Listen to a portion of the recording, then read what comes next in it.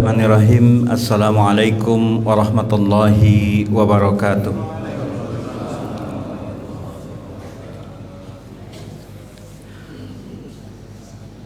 Alhamdulillahi rabbil alamin, wal aqibatu lil muttaqin, wala udwana illa 'alal zalimin. Asyhadu an la ilaha illallah wahdahu la syarikalah, wa asyhadu anna Muhammadan abduhu wa rasuluhu la nabiyya ba'dah. Allahumma fassalli wa sallim ala nabiyyina Muhammadin wa ala alihi wa ashabihi wa man walah, amma ba'du. Faya ibadallah, usikum wa iyaya bitaqwallah, faqad fazal muttaqun. Haitsu qala Allah ta'ala fi kitabihil karim, ya ayyuhalladzina amanu taqullaha haqqa tuqatih wa la tamutunna illa wa antum muslimun. Wa qala aidan, qalu subhanaka la ilma lana illa ma 'allamtana innaka antal alimul hakim. Shadaqallahul azim. Yang kami hormati seluruh pengurus Masjid Ijtihad yang senantiasa dirahmati Allah Subhanahu wa taala, yang kami hormati seluruh guru-guru kami dan para asatiz yang lainnya yang senantiasa Allah muliakan dan Allah berikan kesehatan dan panjang umur dan keberkahan. Yang kami hormati orang-orang tua kami yang senantiasa memberikan bimbingan kepada kami selama ini, yang semoga Allah Subhanahu wa taala berikan keberkahan kepada mereka. Yang kami hormati seluruh jamaah yang senantiasa dirahmati Allah Subhanahu wa taala. Alhamdulillahirabbil alamin. Segala puji syukur kita kehadirat Allah Subhanahu wa taala, yang mana pada pagi hari ini setelah melaksanakan salat subuh secara berjamaah, kita duduk sejenak di taman-taman surga demi untuk tafaqquh fiddin. Dan ini adalah sebuah tradisi yang sangat luar biasa, yang jarang sekali ya dari jamaah-jamaah yang mau duduk sejenak untuk tafaqquh fiddin ini. Dan salah satunya yang paling banyak saya lihat itu, salah satunya diantaranya adalah Masjid Ijtihad ini. Dan semoga tradisi yang baik ini akan terus bersambung, ya, akan terus dilakukan sampai akhir nanti. Jamaah sekalian rahimani wa rahimakumullah, wa may yuridillahu bihi khairan yufaqihu fiddin. Barang siapa yang dikehendaki kebaikan oleh Allah Subhanahu wa taala, yufaqihu fiddin, pasti Allah akan pahamkan dia dengan agama. Dan salah satunya adalah caranya dengan kita duduk sejenak di majelis ilmu ini. Jadi ketika Allah Subhanahu wa taala menghendaki kebaikan kepada kita semuanya, ya, dengan ilmu agama ini, sekalipun kita duduk mendengarkan, maka Allah akan memberikan kepada kita ilmu, ya. Allah akan pahamkan kita dengan agama. Makanya jangan lupa untuk sering berdoa kepada Allah Subhanahu wa taala, Allahumma faqihni fiddin wa'allimni ta'wil. Kita berdoa kepada Allah Subhanahu wa taala agar Allah Subhanahu wa taala memahamkan kita dengan ilmu agama ini, agar kita paham dengan apa yang disampaikan para asatiz yang senantiasa memberikan kita ilmu, sekalipun sedikit. Cuman ketika kita memanfaatkan atau mengamalkannya, maka keberkahan tersebut akan senantiasa menaungi kita. Jamaah salat subuh Masjid Ijtihad rahimani wa rahimakumullah, pada kesempatan kali ini kita sedikit akan berbagi, ya, karena ini guru-guru saya semuanya malu saya kalau memberikan ini. Jadi kita sedikit ingin berbagi, ya, berbagi ilmu eh, tentang ya fikih alam jin gitu ya. Ya mungkin ada Ustadz Ahyar yang saya lihat di jadwal itu terjadwal juga ya, mungkin beliau juga memberikan sedikit pemahaman tentang itu. Dan ini jarang sekali memang disampaikan fikih alam jin ini ya di kajian-kajian manapun ya, terutama di Tanjung Redep ya, cuman sedikit sekali yang masjid-masjidnya memang mempersilakan untuk mengkaji dunia lain ini. Dan pada kesempatan pagi hari ini kita sedikit akan membahas tentang menyembah setan sebuah tren kesesatan. Ya, menyembah setan sebuah tren kesesatan. Karena apa? Karena hal ini bisa jadi ya, kalau yang muda-muda mungkin ada yang pernah gitu ya melihat sepintas tentang kesesatan-kesesatan ini, apalagi yang tua. Ya, bapak-bapak yang sudah berumur 60-an sekian mungkin sudah pernah melihat juga, tetapi ada bisa jadi di antara kita yang tidak mengerti gambar-gambar tersebut atau tradisi atau kejadian-kejadian di sekitar kita.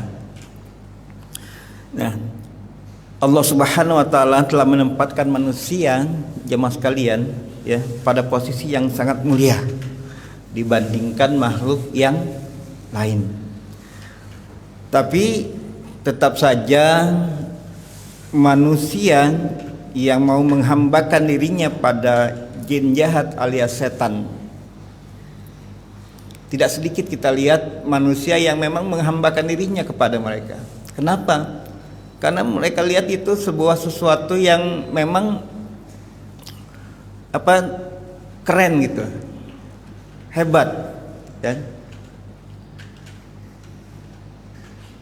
Mereka lihat itu sesuatu yang memang tidak pernah dilakukan oleh orang-orang sebelumnya, padahal ini sudah lama dilakukan oleh orang-orang sebelumnya. Nah, manusia pun ya banyak yang menyembah setan atau mempertaruhkannya, atau mempertuhankannya, ya, bukan mempertaruhkannya, mempertuhankannya. Banyak sekali penyembahan terhadap setan, ya. Ada yang bersifat individu dan ada pula yang dilakukan secara terorganisir atau kolektif sehingga membentuk satu komunitas, ya, yang disebut dengan satanisme.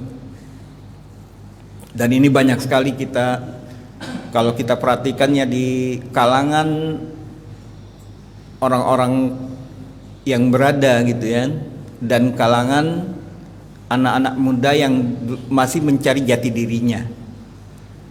Mungkin bapak-bapak atau teman-teman yang aktif di dunia kepemudaan ya, atau yang sedikit-sedikit ya pernah melihat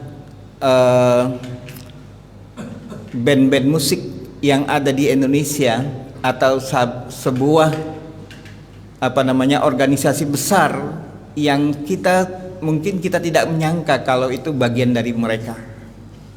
Bisa jadi kita pernah melihatnya, bahwa itu adalah sebuah tren yang memang mereka sukai. Karena apa? Karena mereka dengan itu bertambah pedenya mengikuti hal tersebut.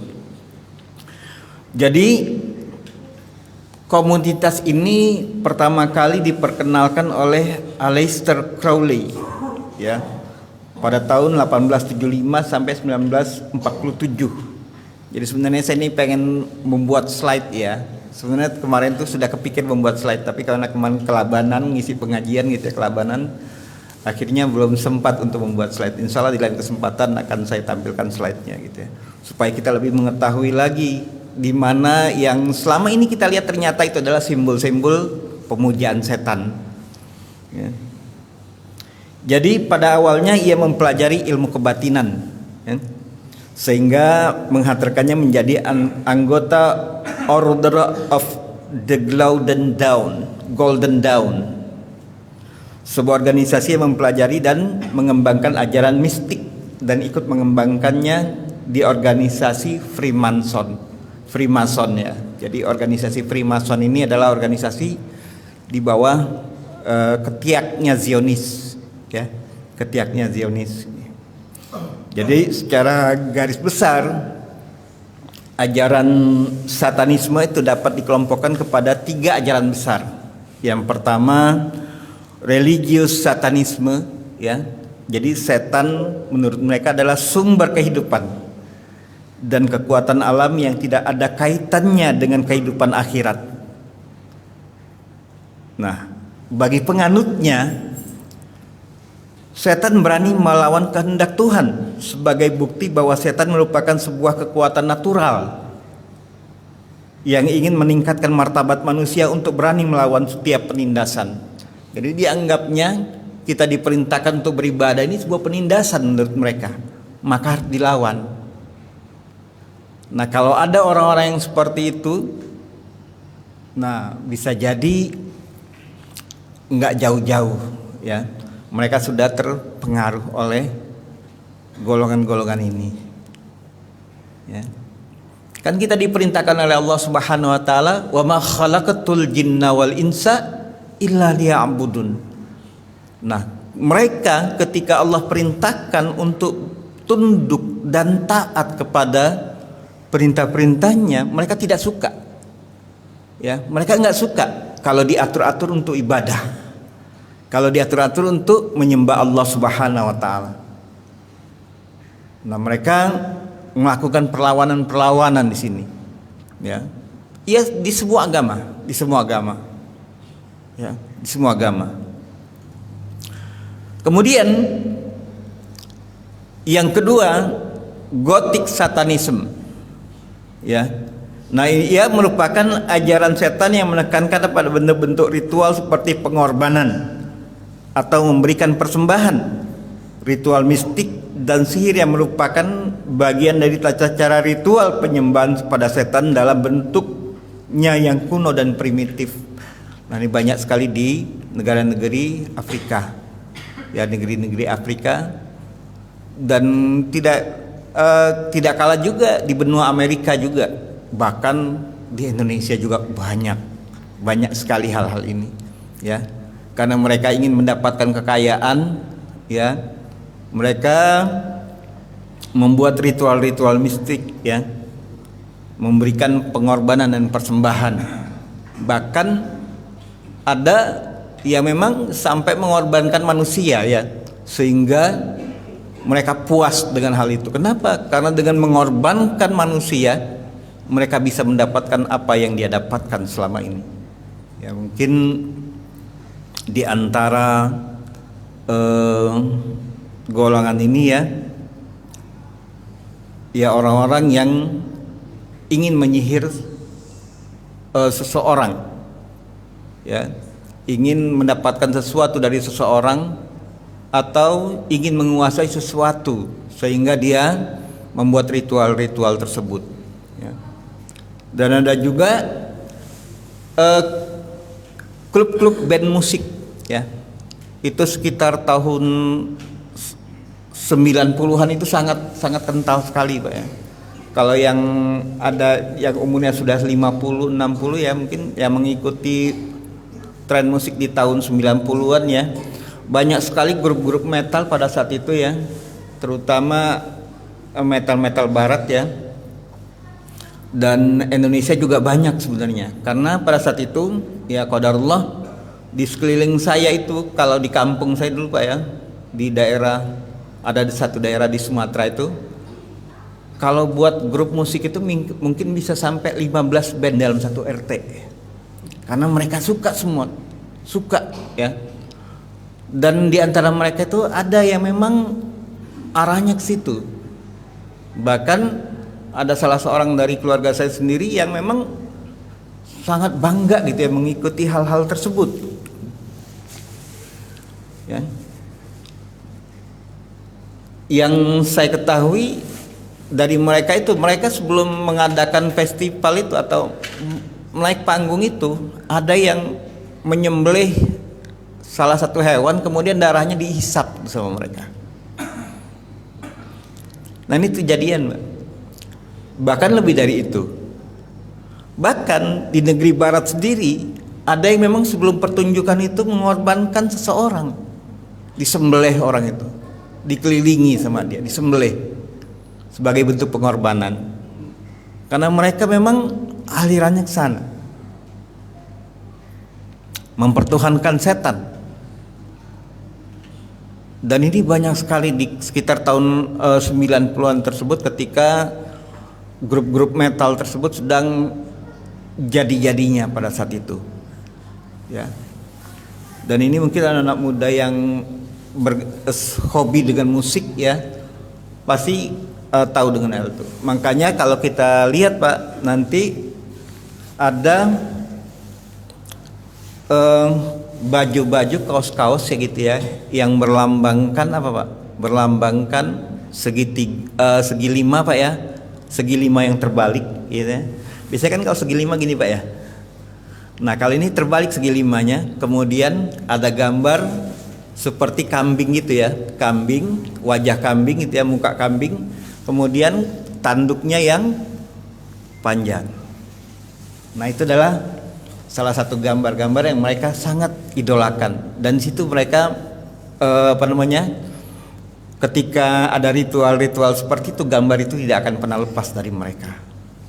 Nah itu dia bagian dari Zionism dan Freemason. Kemudian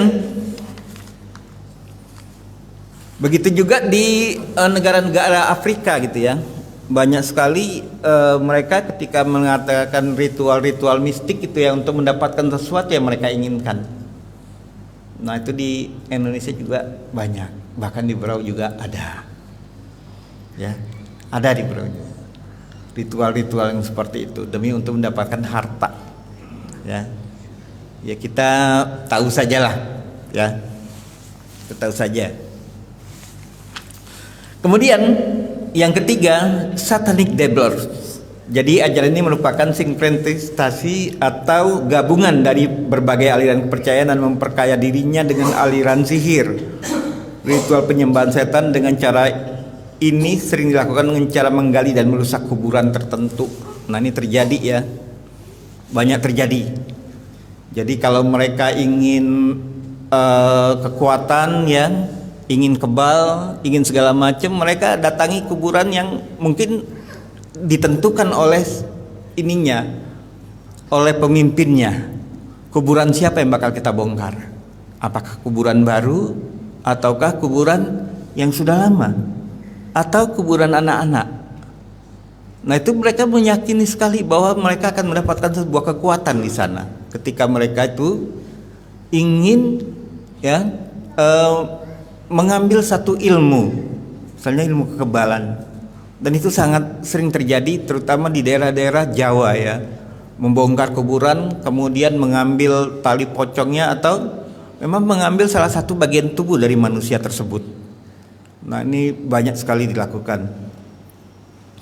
Jadi kalau yang seperti itu bisa jadi ketika kuburannya sudah terbongkar gitu ya, bisa jadi salah satunya adalah ingin mendapatkan kekebalan atau kekayaan yang diperintahkan oleh guru-guru mereka. Ya, na'udzubillah min dzalik. Nah, kemudian selain itu pula ada penyembahan setan yang dilakukan secara tidak sengaja dan tidak terorganisir, bahkan kadang-kadang mengatasnamakan agama. Tumbal atau sajian yang biasanya dilakukan untuk menolak bala dan sembelihan yang dilaksanakan untuk keselamatan, sesungguhnya ada bagian dari penyembahan kepada setan untuk perlindungannya. Nauzubillah min dzalik. Ya, kita banyak menyaksikan di Nusantara ini yang seperti itu Pak ya. Ingin punya niat sesuatu, menyembelih ini. Tujuannya untuk apa? Menyembelihnya ini untuk apa? Karena kalau sembelihan tidak ditujukan untuk Allah Subhanahu wa taala, ya, maka sembelihan itu rusak. Ada ingin membangun jembatan baru, kemudian menyembelih sapi lah supaya penunggunya nggak marah. ya Pak ya. Atau ada proyek baru, mau ingin memancang tiang untuk satu bangunan yang besar, supaya proyeknya lancar, disembelih, bahkan dipanggilkan ustadz untuk mendoakannya. Ini banyak, ya, banyak yang seperti ini, karena kurangnya pemahaman. Pengen nurunin kapal baru, ya, menyembelih seekor hewan, kemudian darahnya ciprat-cipratkan ke kapal tersebut. Bahkan motor banyak Pak, yang beli motor baru, sembelih ayam, darahnya langsung dikibas-kibaskan ke pelek-peleknya dan ke bodi-bodinya. Banyak, saya lihat sendiri, banyak yang seperti ini. Kemudian didoakan oleh ustadz, ya Allah, astagfirullahaladzim. Karena apa? Karena menginginkan apa? Ya. Jadi itulah, ya, sebuah kesirikan yang memang sering kita lihat dan kita tidak sadar dengan hal itu. Dan masih banyak lagi. Mungkin ya kalau orang-orang tua kami di sini banyak yang tahu lah ya, banyak melihat yang seperti itu. Nah, itu adalah yang mereka inginkan sebenarnya. Kenapa? Kan gini, logikanya begini, Pak. Logikanya kalau seandainya seseorang itu lapar, maka dia akan makan. Dia akan makan. Maka setelah dia makan, tidak lama kemudian dia akan lapar. Nah, begitulah istilahnya mereka, makhluk-makhluk halus itu, kalau dikasih sesembelihan seperti itu, dikasih tenaga baru istilahnya. Ketika kita menyembelih dengan tidak untuk meniatkan hanya kepada Allah, hanya kepada yang kita tuju tersebut, supaya kita sehat, selamat gitu ya, di perjalanan dengan motor atau mobil baru tersebut disembelihkan oleh sesuatu, ya, kita sembelihkan untuk dia. Nah, maka mereka mendapatkan kekuatan baru, senang, dibantu apa kemauannya. Cuman kalau sudah lapar lagi, minta lagi, akhirnya disembelihkan lagi.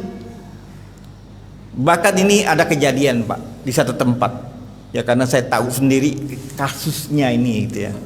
Ada dia ingin membuka sebuah tambang baru, tambang emas baru.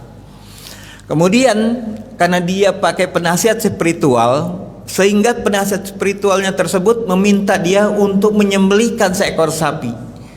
Nah, karena si pemodal ini sudah habis-habisan, untuk memberikan modal untuk tambang emas tersebut. Akhirnya kata si pemodal tadi, cobalah ditawar-tawar sama itu katanya, bisa nggak yang mudah aja katanya. Enggak, iya, bisa nggak yang mudah aja? Oh enggak, dia mintanya sapi aja. Jadi saking dia tuh mau inginnya gitu ya, karena yakin dengan penasihat spiritualnya tersebut, sehingga apa Pak, dicari kepala sapi yang sangat murah sekali untuk sebagai ini. Ya udahlah, nggak apa-apa, nanti saya komunikasikan sama penunggunya katanya, supaya dia mau menerima kepala sapi tersebut. Dari seekor sapi menjadi kepala sapi. Tetapi hakikatnya itu adalah sama. Pernah mendengar Pak kisah di dalam Al-Quran yang menceritakan tentang dua orang laki-laki yang ingin masuk ke suatu kaum, kemudian diminta untuk mempersembahkan sesembahan agar dia selamat di kaum tersebut. Pernah mendengar? Ya. Tadinya si penjaga perbatasan itu minta yang besar-besar. Akhirnya karena dia nggak punya sesuatu, ya udah gini aja, seekor lalat saja katanya, seekor lalat saja. Tetapi karena salah satu di antara keduanya itu mempunyai akidah yang kuat, dia tidak mau untuk mempersembahkan seekor lalat itu, ya. Tidak mau dia, sehingga dia dibunuh. Dikarenakan dia tidak mau memberikan persembahan kepada penunggu perbatasan itu, dalam artian itu adalah setan. Ya. Kemudian yang kedua ini, karena dia takut mati ya, akhirnya dia memberikan sesembahan itu agar dia selamat bisa masuk ke tempat tersebut. Setelah dia memberikan sesembahan tersebut, dia masuk, tetap saja dibunuh oleh mereka karena dia meyakini, si penunggu ini meyakini bahwa orang ini adalah berbohong, dan akhirnya mendapatkan ini ya. Pas kemudian diceritakan di situ bahwa ketika bertemu mereka di alam yang lain, kenapa salah seorang di antara mereka di surga dan salah seorang di antara mereka di neraka, dikarenakan sesembahan tersebut. Ya, ini adalah pelajaran bagi kita semuanya agar kita tidak mengikuti langkah-langkah setan. Jamaah sekalian rahimani wa rahimakumullah. Nah, penyembahan kepada setan ini ya bisa dikatakan menjadi tren sekarang. Menjadi tren di dunia saat ini gitu ya. Ini membuktikan bahwa keinginan setan untuk menyesatkan manusia telah menjadi nyata ketika mereka menjadikan ini sebagai tren. Jadi yang terjebak dalam perangkapnya tentu saja orang-orang yang jauh dari agama. Kalau orang-orang yang akidahnya kuat, yang ditanamkan akidah dari kecilnya, insya Allah dia tidak akan tergoda. Tetapi kalau orang-orang ya yang yang tidak kuat akidahnya, maka dia akan cenderung mengikuti apa-apa yang disarankan oleh orang-orang tersebut.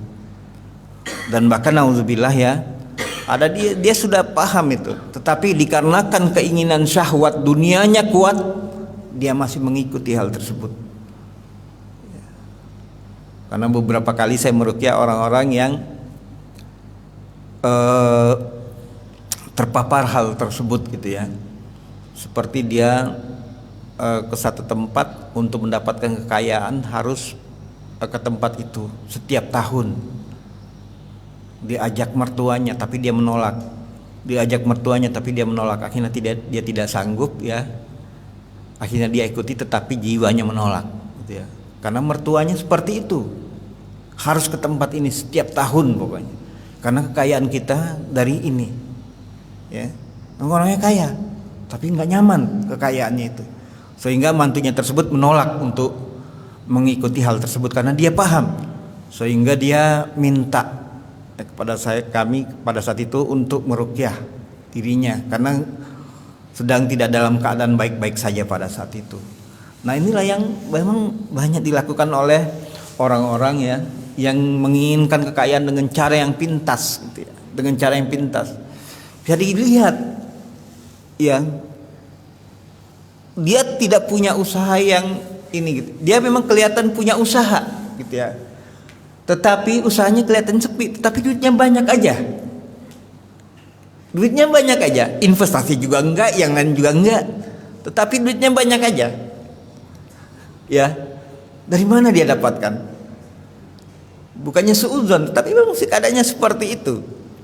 Banyak yang seperti itu. Kemudian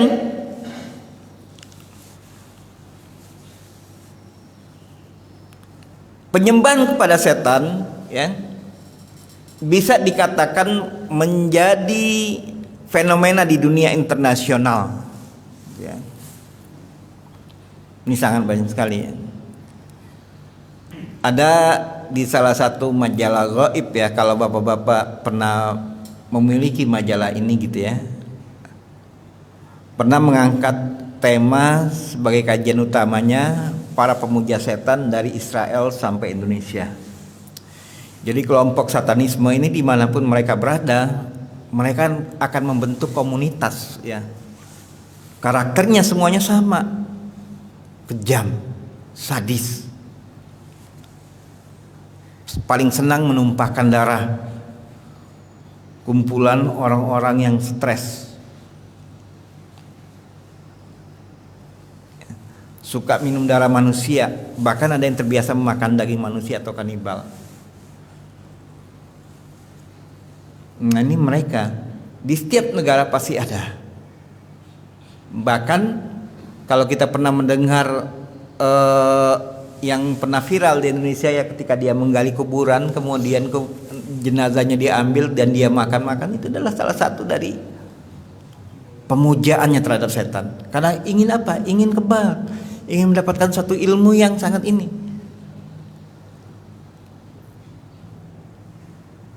Nah, di Mesir yang kita tahu itu sebagai apanya?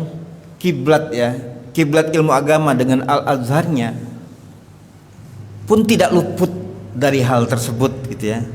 Paham-paham satanisme dan penyembah-penyembah setan itu, abada asyaitoniyah. Nah, pada Januari 1997 bertepatan dengan Ramadan 1417 Hijriah, jadi Badan Intelijen Mesir itu mengungkap adanya kelompok satanisme penyembah setan dan berhasil menangkap anggota-anggotanya yang selanjutnya diadili dengan tuduhan penghinaan terhadap agama-agama samawi, yang selanjutnya pengguna narkoba dan praktik seks bebas. Jadi dari hasil investigasi dan pernyataan resmi diketahui bahwa fakta-fakta bahwa orang-orang yang terlibat dalam kelompok tersebut terdiri dari anak-anak muda berusia 16 sampai 30 tahun. Mereka adalah anak-anak yang berasal dari kalangan high class atau terhormat, seperti anak-anak para seniman, mahasiswa The American Open University atau Al-Jami'ah Al-Amrikiyah. Itu terjadi di Mesir. Dan bahkan ya qadarullah, saya pernah juga mampir ke Mesir selama 3 hari, bukan untuk kuliah Pak ya, tetapi mampir aja di Mesir gitu ya, di Kairo. Saya masuk ke museum Kairo, museum Kairo di tengah kota Kairo, ya di dekat lapangan Rabi'ah pada saat itu. Nah, di museum tersebut, bapak-bapak jamaah sekalian, banyak peninggalan-peninggalan Mesir gitu ya, yang berkaitan dengan hal-hal tersebut. Banyak sekali. Jadi kalau bapak-bapak nanti ada berkesempatan untuk umroh ya, mampir ke Kairo, akan melihat Pak, bagaimana kentalnya mistis ya di Mesir tersebut. Dan orang-orang yang di sana ya banyak sekali dukun-dukun besarnya. Bahkan ya ketika saya bertanya, ada apa sebenarnya di dalam piramid itu? Ketika itu saya memang tinggal di dekat Giza, di daerah Giza, dekat piramid yang terkenal itu, yang ada tiga bersusun itu ya, dari besar sampai yang kecil itu. Saya bertanya kepada tour leader saya yang orang Mesir, tetapi dia lama tinggal di Samarinda. Kenapa? Apakah itu aman-aman saja gitu ya? Apa yang pertama saya bertanya dulu, apa yang ada di dalam piramid tersebut? Mereka katakan bahwa yang di dalam piramid tersebut adalah kuburan para petinggi-petinggi dan raja-raja Mesir pada saat itu. Kemudian apa saja di dalamnya selain itu? Banyak harta-harta ya, banyak sebuah peninggalan-peninggalan yang sangat luar biasa di sana. Kemudian apalagi? Ya betul itu, sihir. Kemudian banyak sekali orang-orang yang ingin mencuri di sana kan? Dan pernah ada yang bisa mencuri ke dalam piramid itu untuk mendapatkan sesuatu, untuk lebih kepuasan mereka di dalam ilmu sihir ya.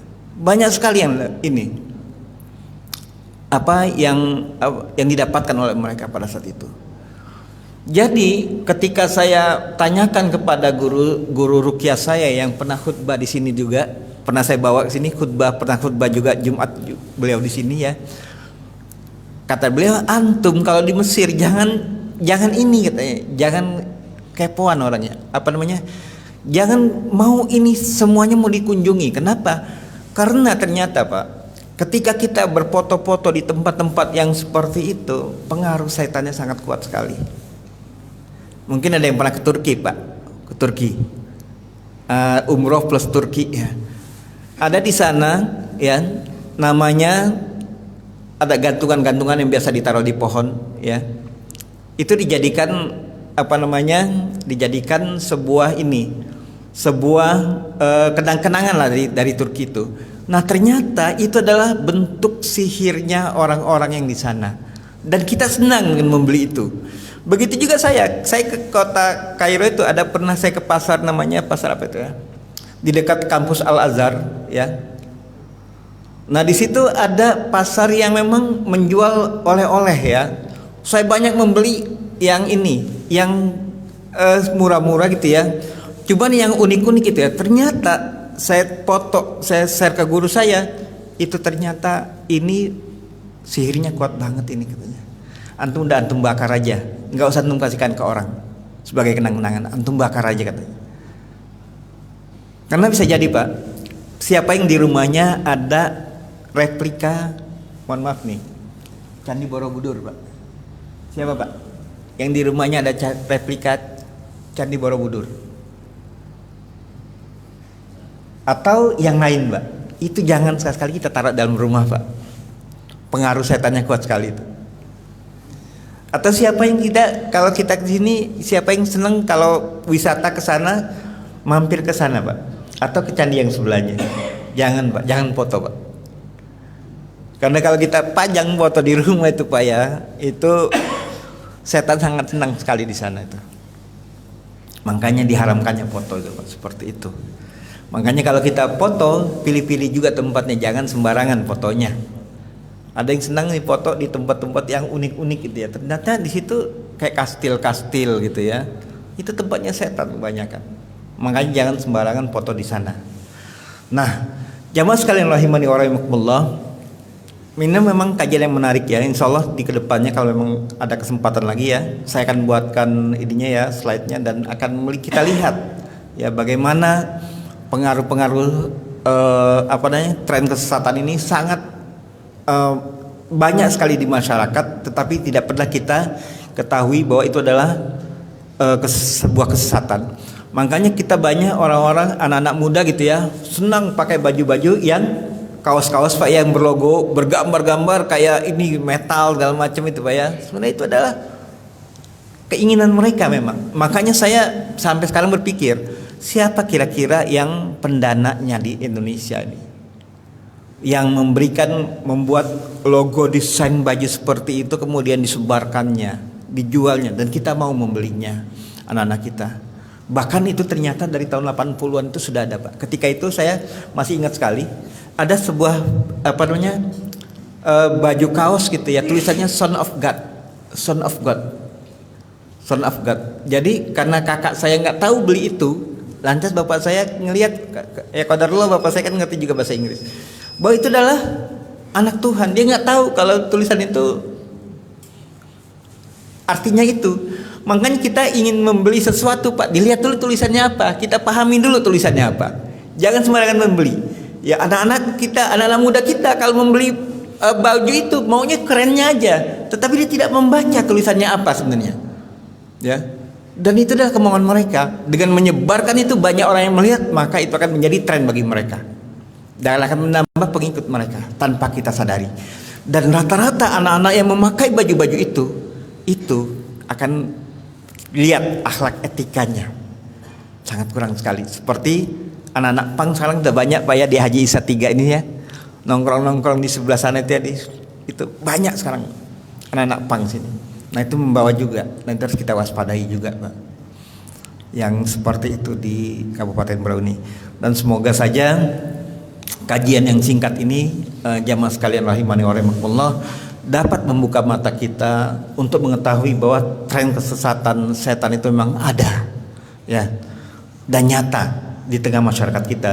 Dan semoga Allah Subhanahu wa taala menghindari kita dari itu semuanya, dan semoga Allah Subhanahu wa taala membimbing kita kepada kebenaran, jalan kebenaran. Amin amin ya rabbal alamin. Hadanallahu yakum ajmain. Kita tutup kajian ini dengan bersama-sama membaca subhanakallahumma wa bihamdika asyhadu an la ilaha illa anta astaghfiruka wa atubu ilaik. Assalamualaikum warahmatullahi wabarakatuh.